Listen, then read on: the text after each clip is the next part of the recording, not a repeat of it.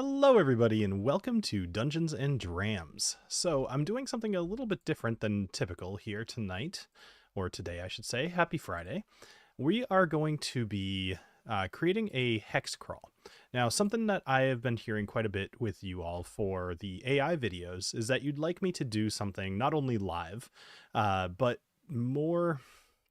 I guess crunchy is the wrong word, but you want to see more of the process, and that's totally great. I would love to do this live with you all. So I would like to invite you to be as chatty in the chat as you would like. Give me ideas. We'll incorporate them into the what we're creating today, and we'll go from there. So let me tell you a little bit about hex crawls, because not all of you will be familiar with it, especially those of you that are coming over from my whiskey channel. So speaking of whiskey, I am just getting off work about 15 minutes ago. It is a Friday. I'm going to be pouring some whiskey. Today I'm going to be pouring some Bushmills 12, which is an Irish whiskey, and having that in the glass. So hex crawls. Let's talk hex crawls. So in a hex crawl, there's a couple of different ways to think about a hex crawl. You could have a hex crawl be, well, let me even back up more. A hex crawl refers to a style of map. Basically, whereas in a typical D&D map, if you were to play this out on a table, you would have squares, like a battle map or something like that. And those squares are typically 5 feet, and that helps you to define how much you can move around a map.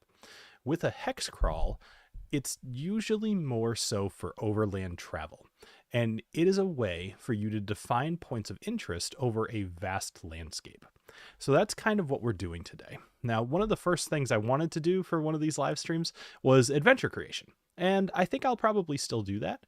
But somebody, actually, I have the name, I think it was Mox Owl, had asked me very recently if I could do one of these AI style videos on hex crawls. So seemed to be on the top of my mind. Thought it would be fun. But full disclosure, I have not run a hex crawl. I've created them for fun, but I haven't actually run one. So I actually thought that that was a benefit to this particular video, in that I can see what ChatGPT is telling me. I'll know whether it's right or not, but more so I can look at what it puts out there and decide as a DM if that's even fun.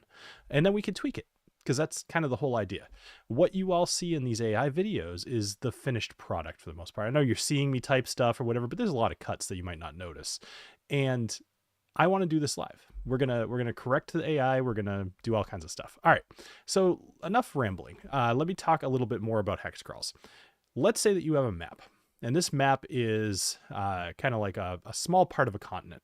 Let's just think of like Ireland, right? So if you have Ireland, that's about, if you wanted to map out Ireland into hexes, you could have kind of the lower section, the upper section, and there's variances in the terrain. And that's something that we need to consider. So in our fantasy map, I want to have multiple different types of terrain, and I'm going to prompt ChatGPT to consider that. And what you're going to see here is it's going to spit out a 10 by 10 grid, like an array of different types of terrain. And then we're going to go over to one of our tools, and we're actually going to just very quickly map this out so we can look at something.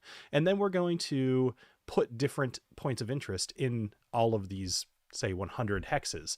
We're not going to go each one, but I'm going to probably take a random number or two from the audience here, and we will help to define those points of interest out even further. So if you are prepping for a game, this is a way that you could do it. All right, so let's stop talking so much. Let's have a sip of our whiskey, and then we're going to go over to ChatGPT. So happy Friday, everybody. Bushmills 12, by the way, pretty solid whiskey. All right, we're going over ChatGPT. So we're going to start with our usual prompt, which at this point you should all kind of know by heart. Hopefully everything is large enough. It is definitely not large enough for you to see. So we're going to do this. I'm a dungeon master playing Dungeons & Dragons 5th edition. Now, it's not going to be the whole thing, of course. We are going to finish this question off with, I need to design a hex crawl. I have a map that is 10 by 10 array. This array should include water, mountains, grasslands, desert, swamp, forest, and other magical locations. Now, you wouldn't get this much variety of terrain in like a real world location, but that's okay. This is all just to prove a point of how much variety we could have. Now, I could give this a lot more information if I were running a campaign I could say, you know, let's say that you are a group of adventurers. You need to go find the king's daughter who is being searched for by two separate armies. One of them wants it for a ransom. The other one wants to rescue her. But you guys are like the SWAT team and you're going to go find her, right? Like that could be anything. And maybe we'll use that as a concept if we need to define anything. In this case, I'm just trying to create some terrain. I'm not even asking it to include any real points of interest other than magical locations. So let's see what this comes up with. Now, while this is generating, I want to say hi to Dave, Dennis, and Emily. Thank you guys for all joining the chat. Feel free to, you know, interact a bit. Don't make me sit here alone talking to myself, although I'm certainly happy to do that. All right. So, let's see. Designing a hex crawl can be a creative, enjoyable task. Here's a step-by-step process. Yeah, I don't want the step-by-step process. This is one of those things that typically I would cut out of the episode or possibly even do it again and just start over. So this array should increase. All right. So now that I've told it what I want it to have, I don't have to throw away this prompt. I can say, all right.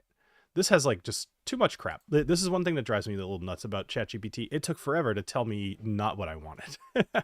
All right, so I would like you to create a 10 by 10 array indicating which types of terrain are in each individual cell.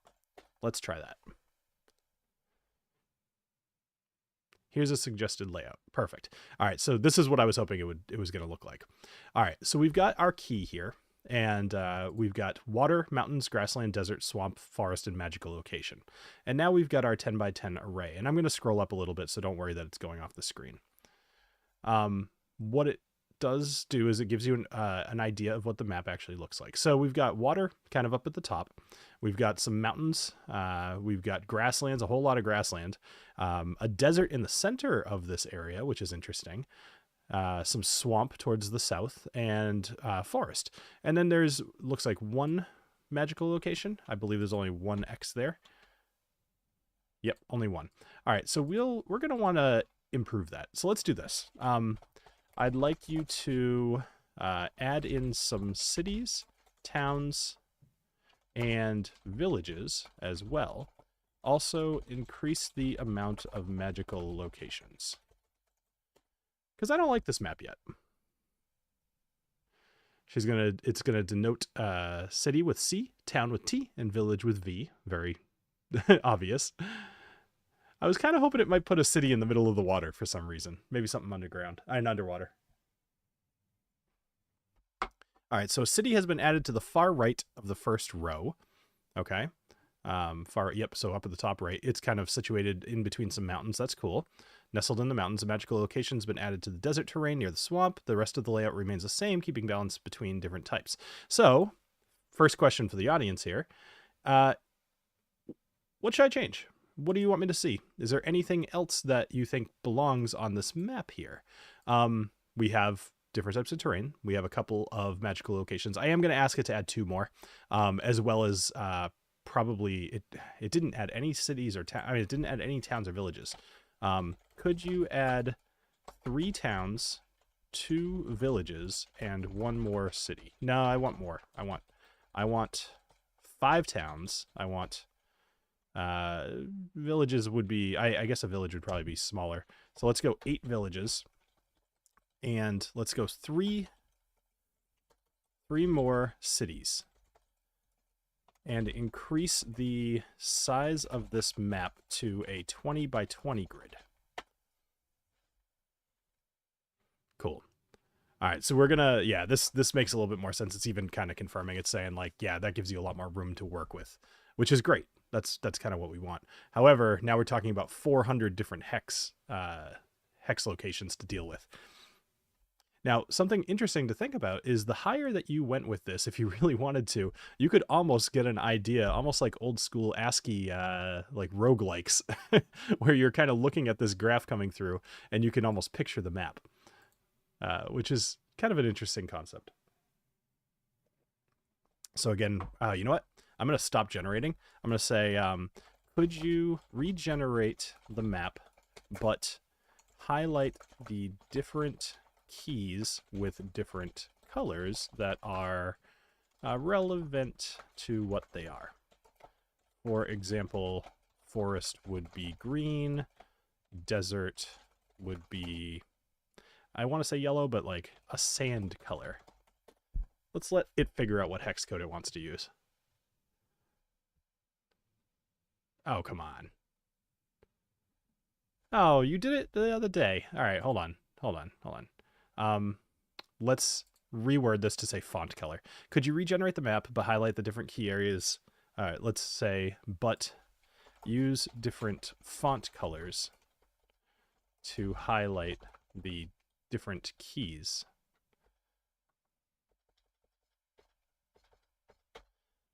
For example, forest would be green, desert would be sand color. All right, cool.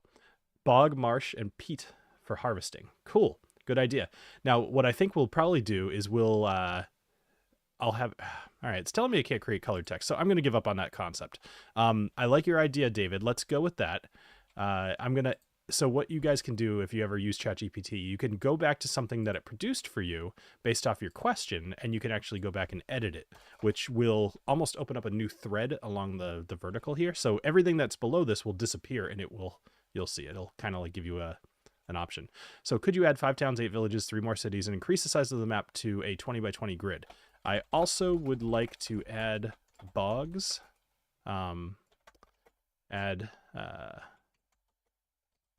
like to add more terrain options. Bog, peat marsh, yeah, peat marsh, peat bog, yeah, a peat bog. So we'll just go bog. What else? What other kind of? Let's see. What other kind of rivers? What else is there? We've got major terrain. We've got how about caves? Or I want to keep the caves for more of like the special, like it's going to be more of the defined bit. This is really just terrain. Canyons. All right, cool. I don't want to spend too much time on this because I want to get this map going. All right, here we go. So now it's going to try again, and it's giving a much better key here. So it's got bogs, rivers, canyons, cities, towns, villages. Awesome. All right, so now it's going to use capital C for canyon and lower C for city, which I didn't even think about that. Okay, so we've got water kind of at the top. We've got a city nestled in the mountains still. We've got a river. Let's see, a river just kind of like part of the mountain, so I'm guessing this is more of a lake. And the river goes just down here. We've got a lot of grasslands. We've got some desert. We've got a lot of bog. Oh my goodness, a lot of bog. Okay, so we're doing like Lord of the Rings style. We've just got a massive marsh. Wow. All right. What is this? Oh, it must have run. So this is something that happens occasionally too.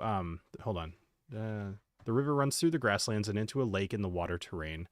The bog area is adjacent to the swamp, and the desert transitions into canyons, which are located near the bottom right. This layout tries to maintain a natural flow.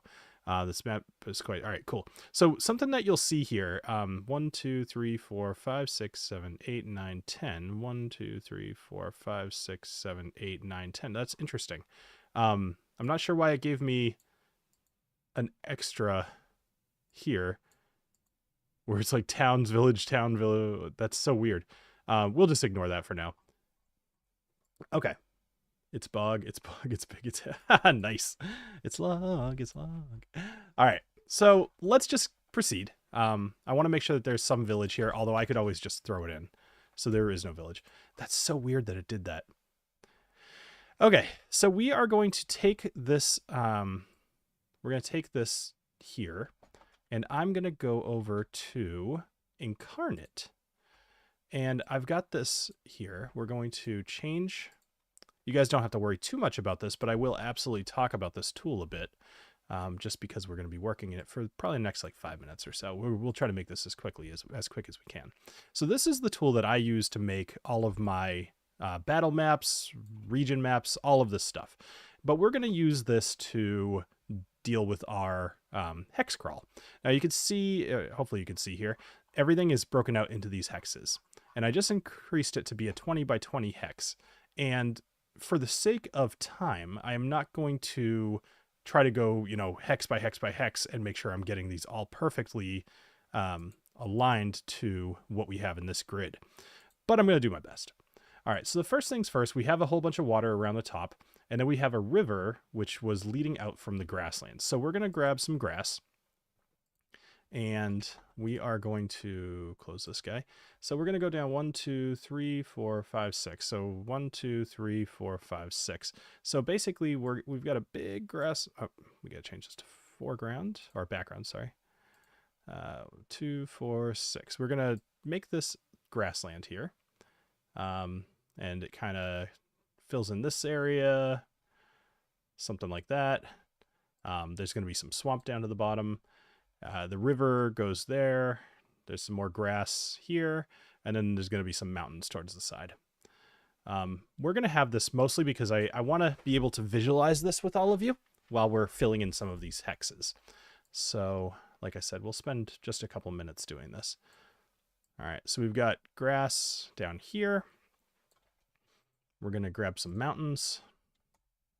Oh, it was already on mountains. Stop it. All right. So mountain, mountain, mountain, mountain. This is also not going to look fantastic because I'm not going to spend a whole lot of time on it. All right. So we've got a whole bunch of mountains there. We'll probably have some more.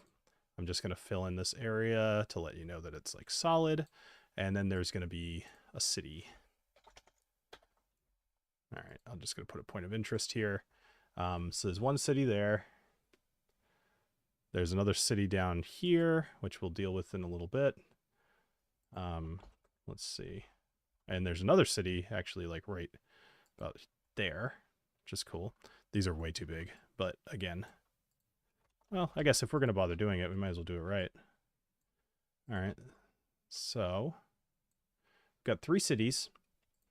We do not have any towns because why would we? We only told it we wanted it. Okay.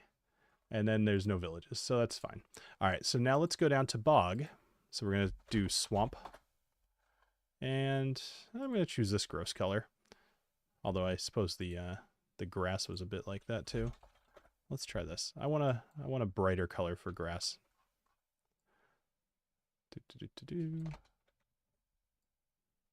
All right.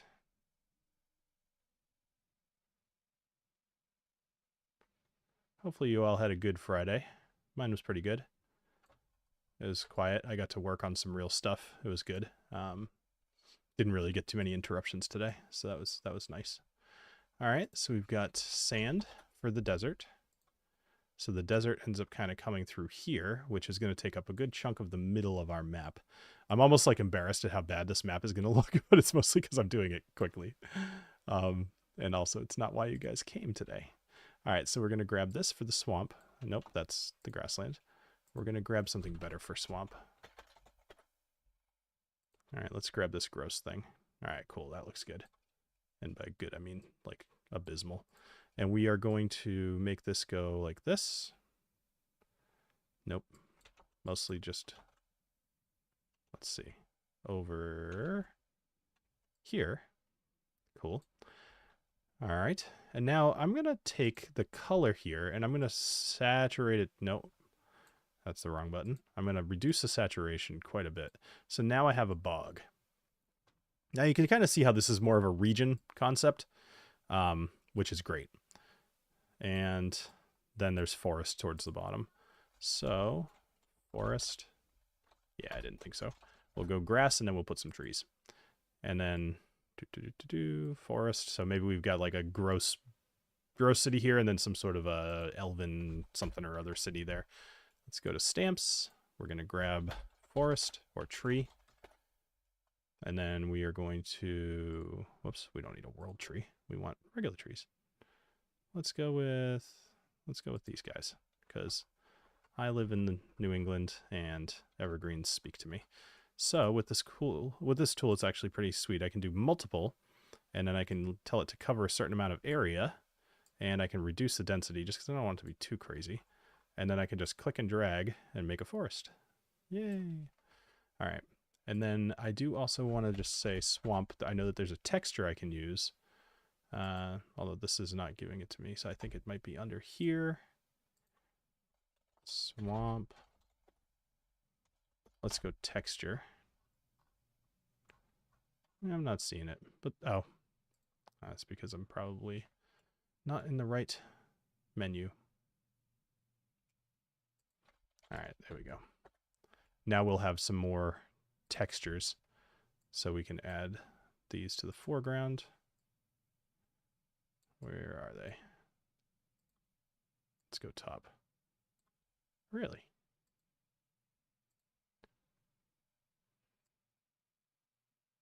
Oh, okay, yeah, it's there. It's just, there we go. It wasn't really showing up.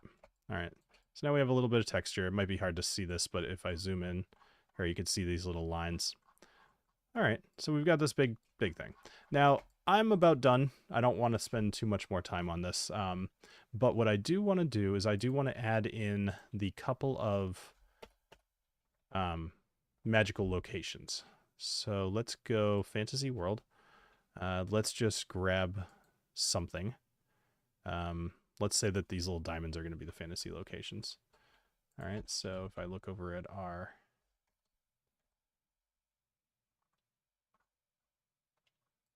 It left them out. So I guess I'm just going to add some. All right, so there's going to be one there. There's going to be one there, and then there's going to be one over here.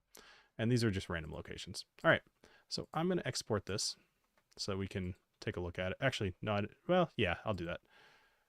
I'm going to save and export. It's one of the worst looking maps that I think you'll ever see, but that's okay. And then we're going to end up back over in ChatGPT. So while that is exporting, we're going to go back here and we're going to start working on this.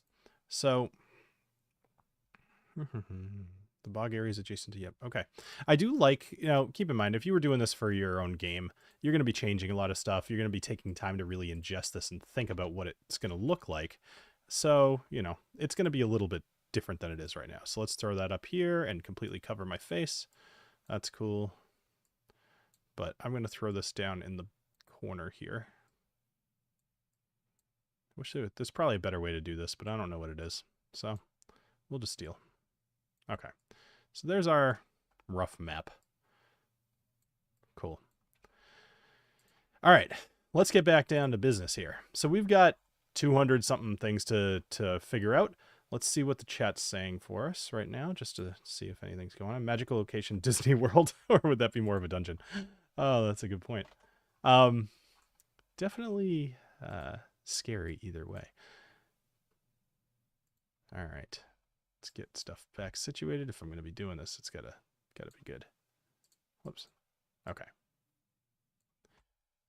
All right, here we go. Let's get down to the actual meat of this episode. All right, I would like you to define the top row of points. Well, actually, let me see what I had for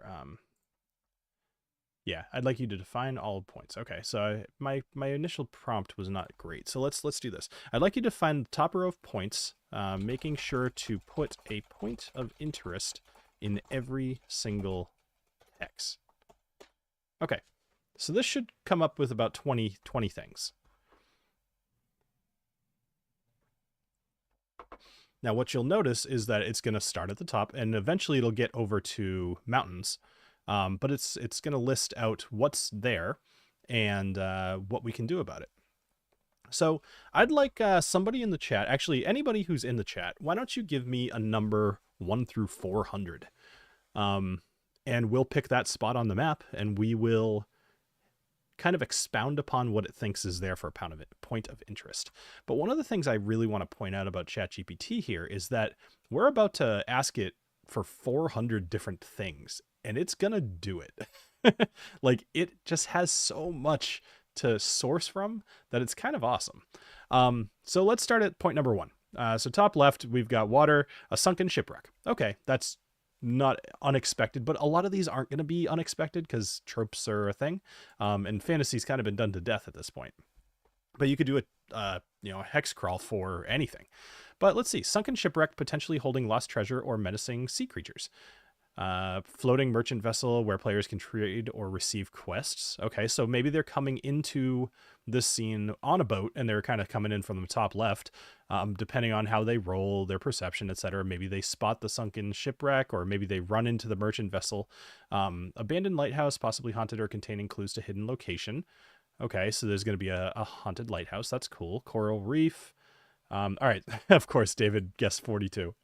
Okay. So let's go with number 42. All right, so number 42 is probably going to be somewhere in the grasslands.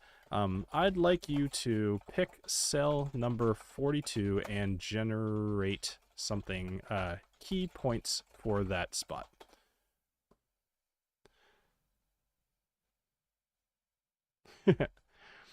Okay. In a 20 by 20 grid, cell number 42 would be the second cell in the third row in the map provided earlier. This cell is water. Terrain hex. Here are some key points for features of cell number 42. All right, so let's make this a little bigger. So it's gonna roughly be, well, it's gonna be like kind of up here. You can't see my mouse, sorry, but it's gonna be the third row down and like several spots over. So it's still very much in the water. All right. So let's talk about what that's going to look like. So this is the Whispering Isles. It's this hex features a cluster of small mysterious islands amidst tranquil waters. The islands are known to the locals as the Whispering Isles due to the eerie whispers that travelers claim to hear when the night falls. The islands are covered in dense fog, and the waters around them are unusually calm, with a reflective surface that mirrors the sky, disorienting sailors. Okay, this is pretty good for a start. You're a DM. You still got to think. So now, before I even read on, now I'm starting to think, okay, if I say that you are on a boat and that you see some mysterious isles that are covered in fog, there's zero chance that my players aren't going to want to visit those. Well, maybe there's like a 5% chance, but if that's happening, I've probably scared them. So let's see what it thinks needs to be on there. The key features: eerie whispers. At night, haunting whispers fill the air, possibly coming from an ancient spirits or hidden creatures. Okay, cool. So I like the hidden creatures aspect. Fog-covered isles. Dense fog covers the isles, reducing visibility and adding to the mystique and danger. Okay, so maybe there needs to be some sort of a roll with your ship to make sure you don't damage yourself. Or maybe that's exactly how you end up on these islands, is you're going through the fog, you roll poorly, you break a hole in your hull, and you need to land on the islands in order to do some repairs.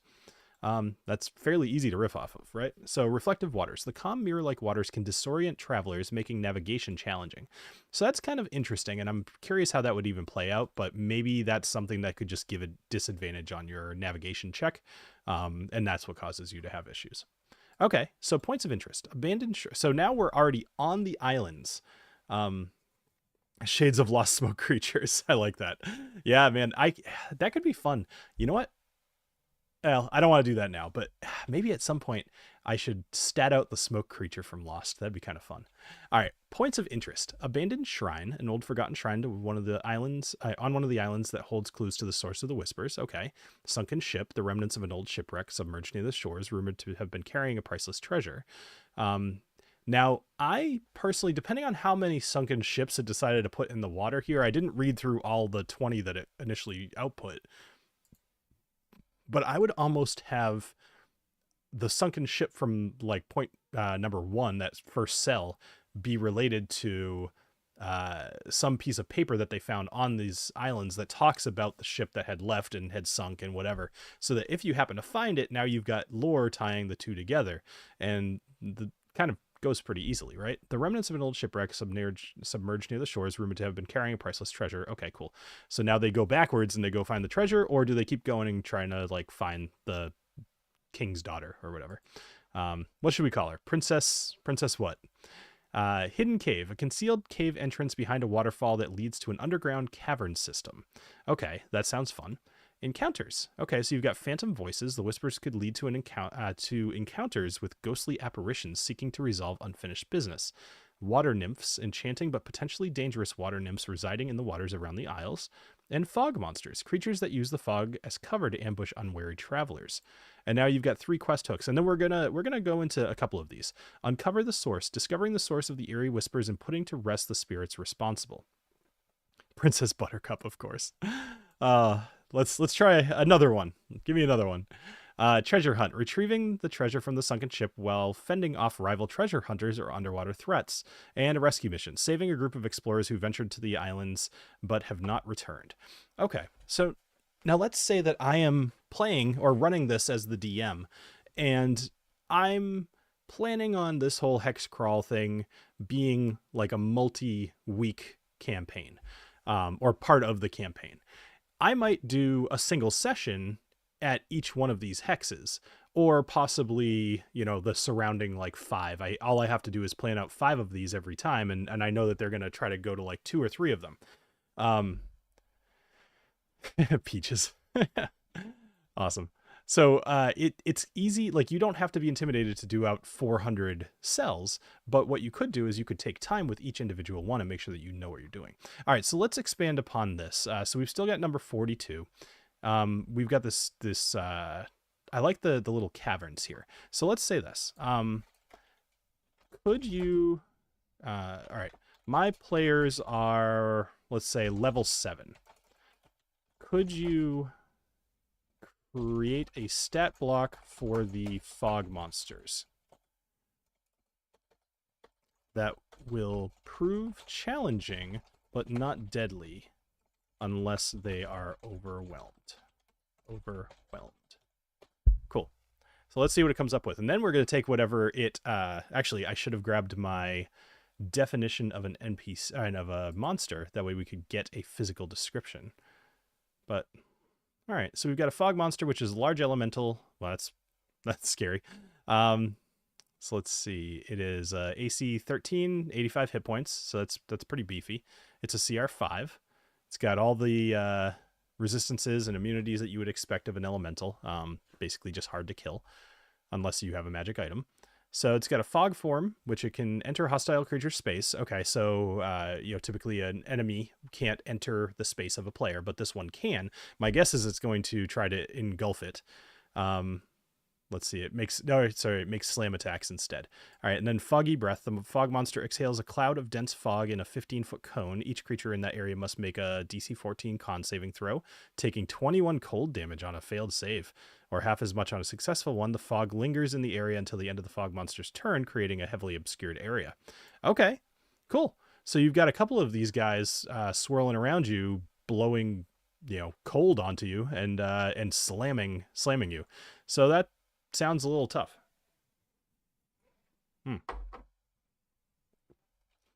Okay. So, cool. So we've got some fog monsters. All right. So let's do this. Could you give... Well, I've found bad luck doing elementals with Midjourney, so I think we'll save that for another time. Concerning the cavern, I think they said there was a cavern. So let's see. Undercover the source. Phantom voices. Fog monsters, abandoned shrine, hidden cave. All right. Concerning the hidden cave, could you describe the hidden cave as if you were a dungeon master?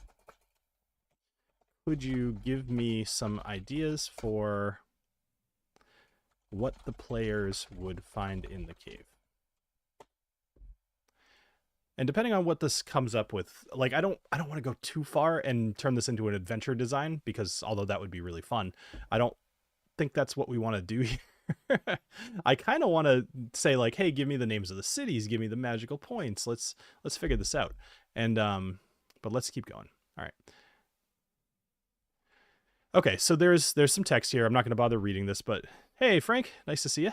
As you venture behind the cascading waterfall, blah, blah, blah. Okay, so it talks about what you would see if you go into this cave. Here's some ideas for things that you could find, and it's still typing. So you've got some historical relics. You've got water-based puzzles, which is cool. So everybody's favorite, the water temple, right? You've got a guardian creature. Okay, so now we're kind of going into almost a 5-room dungeon concept, although that's got quite a few things here. I'm sure you could easily turn this into a 5-room dungeon. Actually... let me do one more thing, and then we'll go back. Could you make this hidden cave into a classic 5-room dungeon? Explain to me what is in every room and what creatures or puzzles exist. Also, what treasure is found at the end. Now, while this is doing this, let me explain what a 5-room dungeon is, because I don't know that I've ever really talked about that on this channel. So there's a concept called a 5-room dungeon. And the idea is if you're running a one-shot, you only have so much time. You're not going to cross a continent and go into 13 different dungeons while you're trying to kill the big bad. You have time for 5 rooms. And those 5 rooms are going to include, most likely, a riddle, a combat, some sort of role-playing, some exploration, and usually I think it's called a twist. There's like a definition of what a 5-room dungeon is. And actually it's kind of putting those out here right now. So you've got your entrance or guardian. So this could be anything. It could be traps. It could be an actual physical monster. It could be a riddle. Then you have more. You have your puzzle and your role-playing challenge. You have a trick or a setback. You have a climax, big battle, or conflict, and then you have reward, revelation, or plot twist. So each one of these, like if I wanted to, I could go make a whole adventure about this, and I'm going slow because we're talking and doing a live stream, but it thank you, Frank. But if I were doing this on my own, I could do this extremely fast. And if I had a game tonight, or if they went a different way on the hex map than I was planning, I could come up with this very quickly. All right. It's like, hey guys, I need to go get a drink, and type. All right, maybe we'll go over this another time. Let's get back out to the map. So Frank, since you just joined, I'm going to ask you to pick a number 1 through 400, and 42 is already guessed. And while you are doing that, I'm going to pour myself something else. So,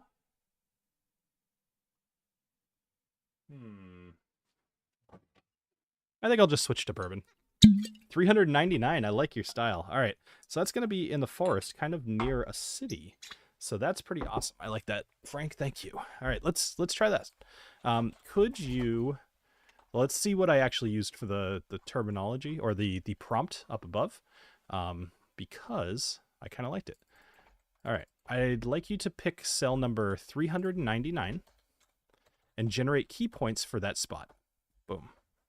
All right, so as this is generating, let me bring the map up again. Now this, of course, is a fairly rough map, but 399, actually, it might very well be the city, although it's probably just going to be forest. It's going to be very close to that city, though. Let's see what it comes up with.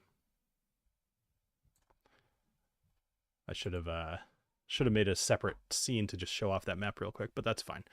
We'll do it next time. Okay. Certainly in a 20 by 20 grid, cell number 399 would be the 20th cell in the 20th row. In the map provided earlier, the cell is a forest terrain hex. Here are some key points and potential features for cell number 399. So this is the Enchanted Glade. Amidst a dense, dark forest lies a hidden glade alive with magic. The trees around the glade are ancient with bark that shimmers in the moonlight and leaves that sing with a voice of their own. The grass is soft and the air shimmers with a soft golden light. It is said that the veil between the mortal realm and the Feywild is thin here. Ooh, that's interesting. So it has enchanted trees, a magic spring, and fairy circles. So this is clearly very different than the water area. Use the proof on the bottle that I'm drinking from the shelf behind you. That's a good idea. All right, so our next cell will be number 90. 90.4. All right, so we've got points of interest. We have a stone altar and a forgotten shrine. The stone altar is an ancient stone altar dedicated to an elven deity of the forest. So this is perfect. Like it is definitely following tropes. And if you do not want it to follow tropes, this is something that you should be setting with your initial prompt. I want to, hex crawl for a like cyberpunk or something like that, or I'm doing a all at water campaign. I don't want elves, whatever. Just if you have something that you need to tell it early. Or you could always correct it now. You could just say, hey, you know what, you said elves don't exist. They are missing from my world. Pointy ears, right?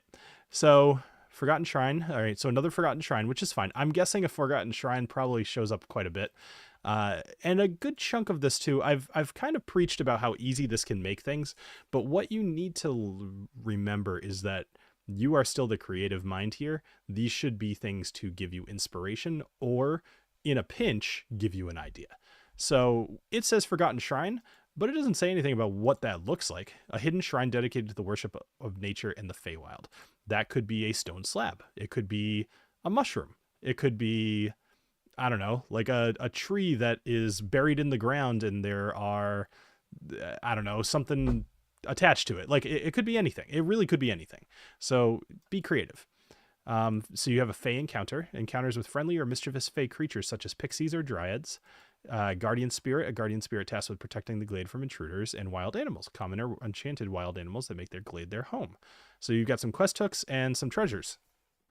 All right, let's expand upon one of these quest hooks. Let's see. So we have Restore the Altar, we have Feywild Portal, and we have Enchanted Seeds. Which one of those three should we expand? And let's check out what the chat's doing while you guys are responding. Ninjas and super spies. That'd be, I don't even know what that would look like, that game. Yeah, a tree growing around or through a stone slab. Exactly. You know, showing maybe the stone is from a ancient, I don't know, orc camp that was there at one point and nature has reclaimed it. That could be a thing, you know? I was going to say human, but usually human and ancient doesn't really go together. All right, so Restoring the Altar, Feywild Portal, or Enchanted Seeds. If I don't hear anything, we'll go with one of these real quick. But something I am curious about while you're typing that out, could you describe the Elven Relics? I want to see how creative it's going to be.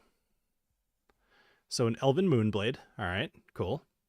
Starfire Quiver. Okay, so it's going more with magical items, which is interesting.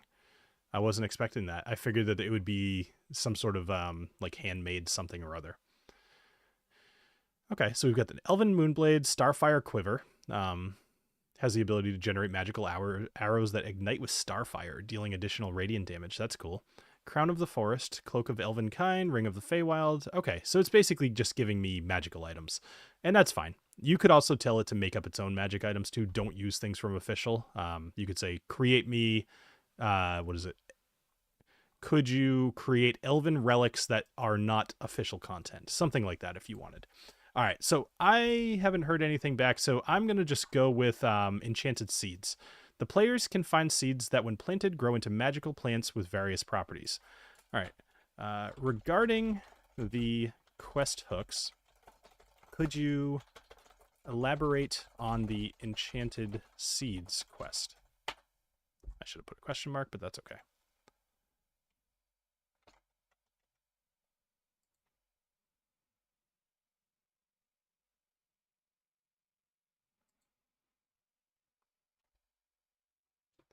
All right, so we've got the Seeds of Renewal, Venerable Treant, Ancient Guardian of the Forest, or a reclusive Elven Druid who senses the forest's distress. Now, that's kind of funny, that being the quest giver. In the campaign that I'm currently running, I actually had a Treant named Chester, because he was a chestnut tree, and he kind of did this, which is interesting because obviously I'm generating this now. It's not like I came up with the like I got the idea. It's just interesting how it lined up. So here are your objectives of your quest. Super easy, and this is something that could probably be done very quickly, because not all of these hexes are going to be epic quests. Some of them are going to be simple, but maybe have an easy reward. So obtain the Enchanted Seeds, which are kept in a hidden ancient elven vault guarded by protective spells and woodland creatures. Players must solve riddles or pass tests to prove their worthiness. Cool. So you're not doing a battle, you're doing some riddles. Cool. Prepare the soil. Needs to be prepared with special enchanted compost or a ritual to make it receptive to the magic of seeds. That feels like something that could just be done. Defend the glade. As the players prepare to plant the seeds, they must defend the glade from dark creatures or corrupted woodland entities seeking to prevent the restoration. Okay, so now I want to know why those are attacking, and I could just ask. I could plant the seeds. Players must plant the seeds in a specific pattern according to ancient druidic lore to ensure the magic spreads evenly throughout the glade. So maybe while they are looking in that vault, maybe they find something that shows them how to do it properly, or maybe they don't. If they find the thing and they plant them properly, there's no problems. If they plant them improperly, now they're getting attacked by these dark creatures from the Fae. Maybe planting them improperly thins the line between the Feywild and the regular realm. Okay, cool. So protect the sprouts, that's obvious. And then the final ritual to channel the energies of the Feywild into new growth, solidifying the barrier and rejuvenating the forest. Cool. If you do this, you get the gratitude of the forest and its guardians, magical items from the forest, such as a branch that acts as a staff of the woodlands or potions made from magical plants. Okay, so you're going to get some stuff, which is great. Now, there could be some complications, like a rival group seeking to harness the magic seeds. The weakening barrier may temporarily allow Feywild creatures to cross into the mortal realm, or the dark force that initially caused the decay may return to thwart the player's efforts. Okay, so all of those are good. If I'm running this, I feel like I would just use it as a way to have a random puzzle and give somebody a staff of the woodlands. But that's just me. All right, let's go on to, we'll do like 2 more of these because I don't want to just beat this into the ground either. I think you guys kind of get it, but I'm interested and I kind of want to see. So let's go. I'd like you to pick cell number 90, which is going to be in kind of the middle or in the top quarter. In a 20 by 20 grid, 90 is the 5th cell of the 5th row. It's a grassland. All right, cool. So we're mixing things up a little bit here. I was hoping it wasn't going to be another water. This is the Verdant Plains. The Verdant Plains is a vast stretch of rolling grasslands where the grass sways gently with the breeze under the open sky, blah, blah, blah. All right, so there's open grasslands.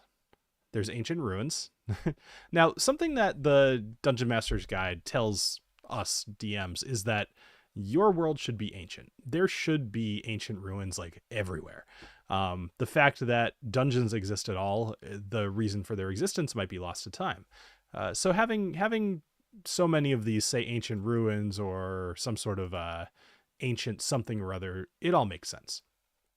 So now we have points of interest. We have stone circles and we have a forgotten temple, a partially buried temple dedicated to a deity of harvest and fertility, mysterious stone circles that are said to be aligned with celestial events. All right, so I like that one. I might go with that one. Encounters, we have nomadic tribes, which makes sense, and we have wild herds. Okay, wild herds of horses or other grassland creatures that can be hunted or tamed. Okay, so let's go back to our map for a minute because now we're thinking, right? So we came in from the top left. We're on our boat. We land on shore. Let's say we're to the left of the river, and we are now traveling across the grasslands.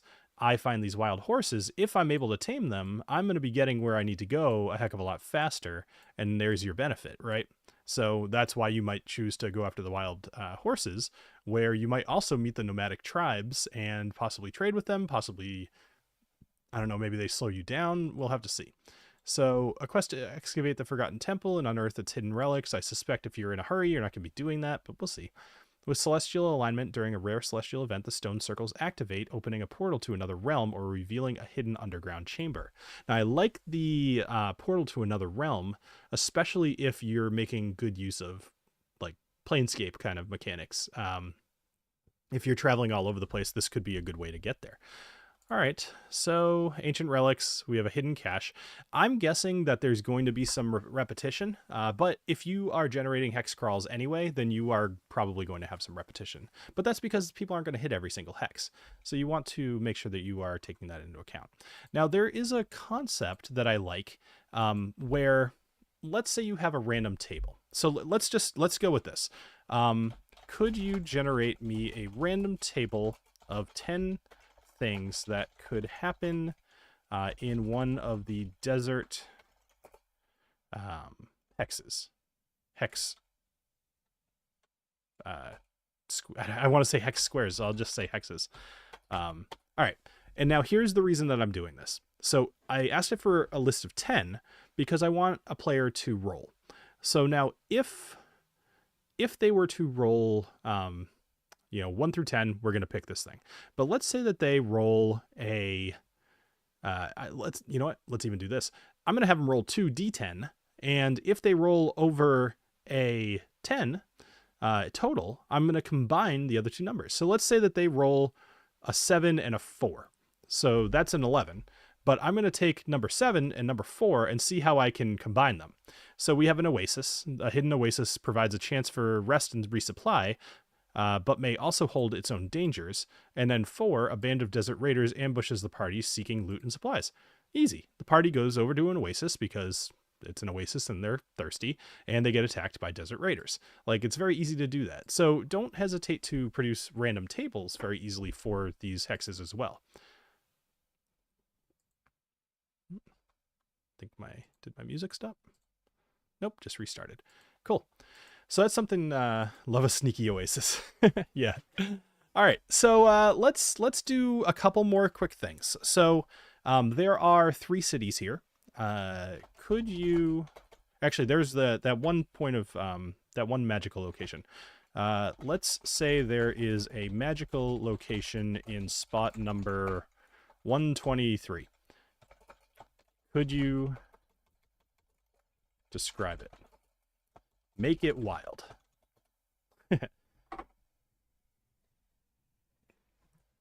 One thing I've found with ChatGPT is, and this is kind of a problem that I even have too, our brains are not used to thinking as if magic exists. So if you need to, it's hard. Like, you might say, okay, I don't know if, let's see, where is the spiral veil?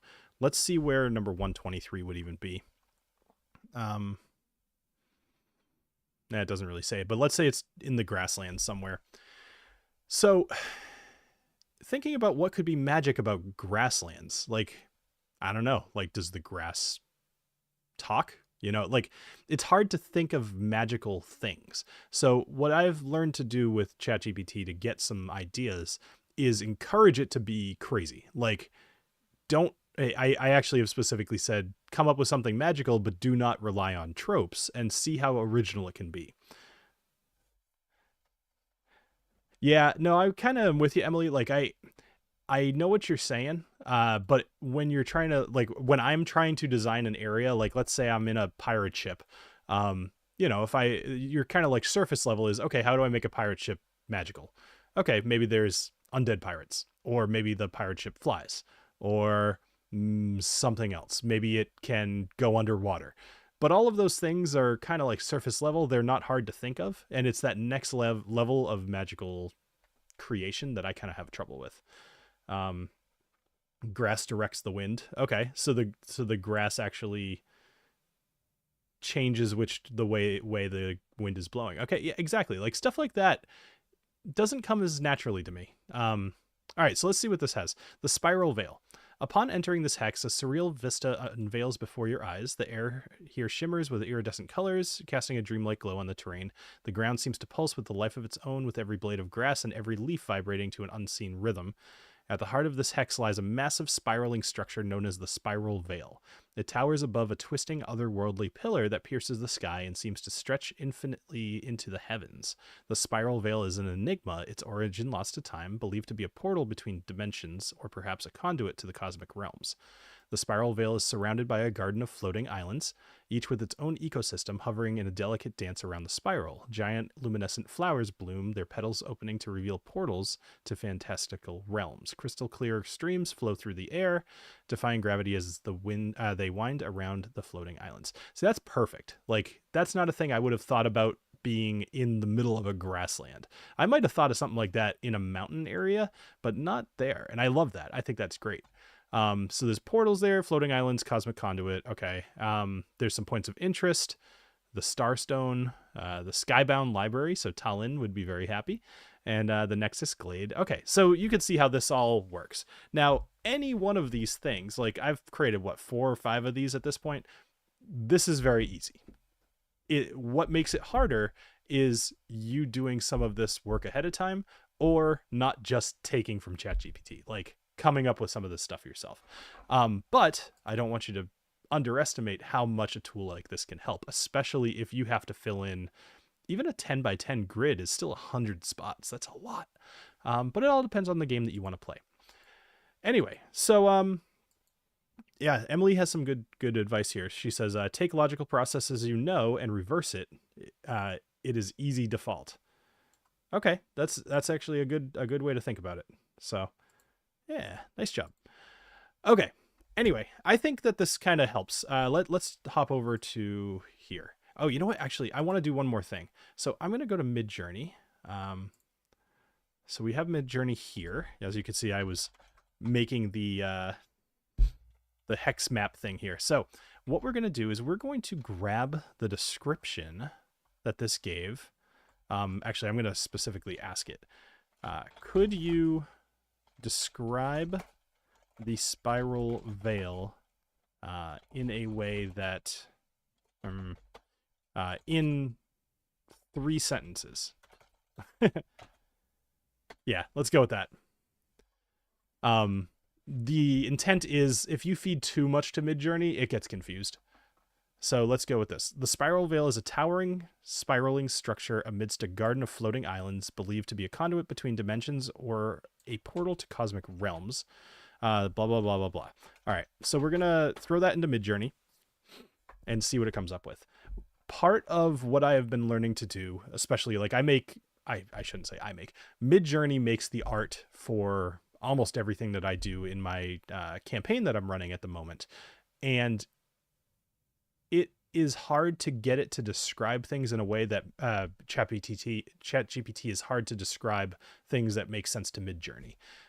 So dialing that in has been pretty tough. But the most recent video I did on dragons, I believe, I kind of fiddled with the prompt a bit.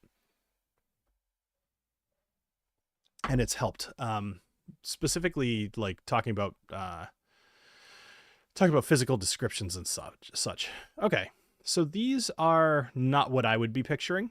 That first one I could see, but it's not really spiraling. Like I like the way that the fourth one spirals, but I also am looking at like there's a building in the background that totally would not fit with the theme. Sorry, I'm trying to make this bigger. Like that's a straight up skyscraper in the back. So maybe we go with the second one here, but let's try one more time. Let's tell it to regenerate this whole thing. Towering spiraling structure amidst a garden of floating islands. So that's why it has gardens in the bottom, because we said the word garden. So I'm going to get rid of that. Amidst floating islands. Believed to be a conduit between dimensions or a portal to cosmic realms. I'm going to get rid of that entirely. Surrounded by giant luminescent flowers that act as gateways to magical realms, it stands as an enigmatic pillar stretching infinitely into the sky. We don't care about its origin. So the key here is to remove everything that doesn't help the prompt. The area around the spiral veil pulses with otherworldly energy. Its surreal, iridescent atmosphere hinting at the boundless adventures, blah, blah, blah. Don't care about that. So we're going to say the area around the spiral veil pulses with otherworldly energy.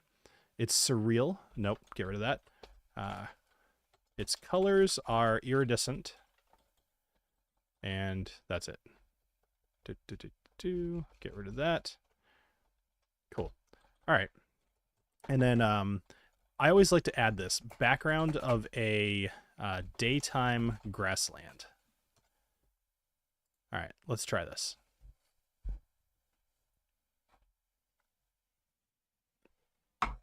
What I have in my head is an open grassland, and then there's this spiraling spire that is kind of twisting out of the ground, and then up almost too high to see would be floating islands.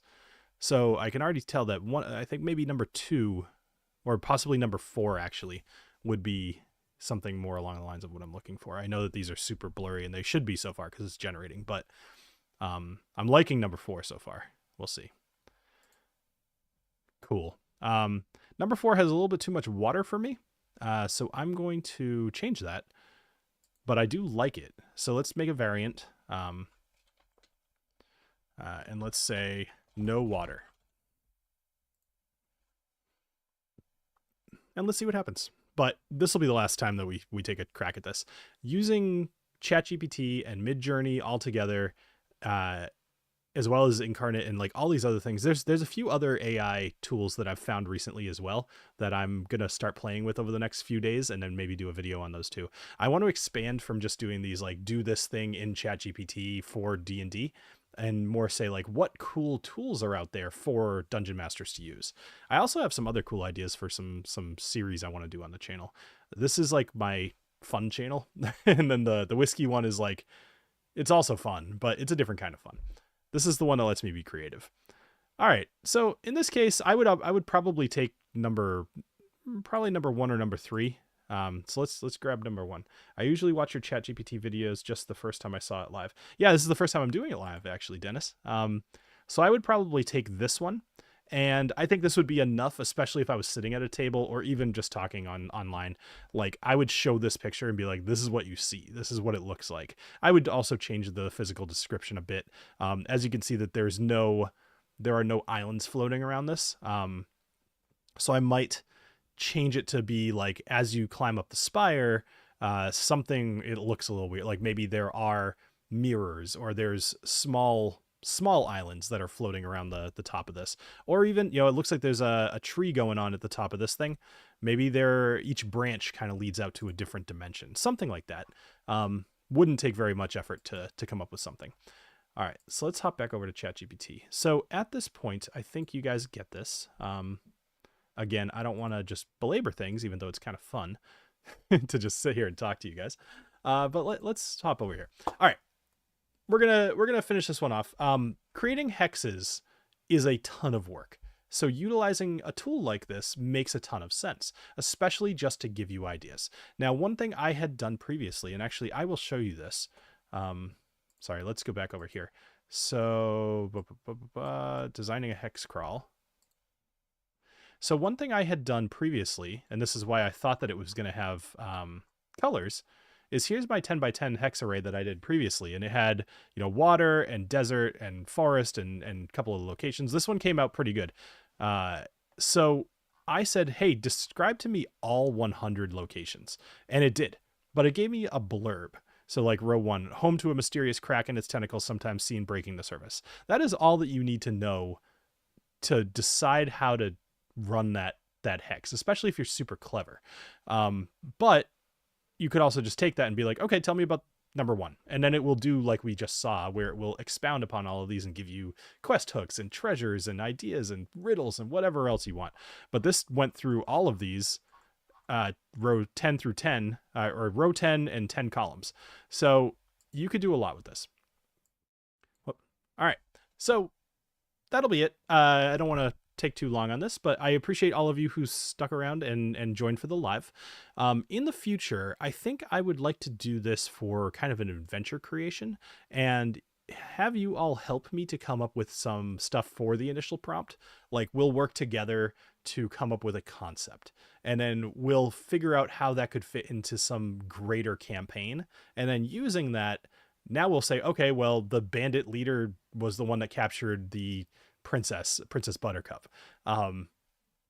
They're in a forest, and they've snuck into a house and completely disappeared. That's the adventure prompt. And like, now I need to know what to do with that, and that's where we'll start with ChatGPT. So we could start with things like that. But if you're watching this in the future or now, and you have other ideas for some of these type of AI videos, let me know. I have a list of other stuff, including traps, puzzles, factions, how to generate a backstory for your character, and a bunch of other world building things. So I have a list. I just kind of wanted to do this live. So thank you all for joining me here today, and I hope you have a great rest of your night and a great weekend. Cheers.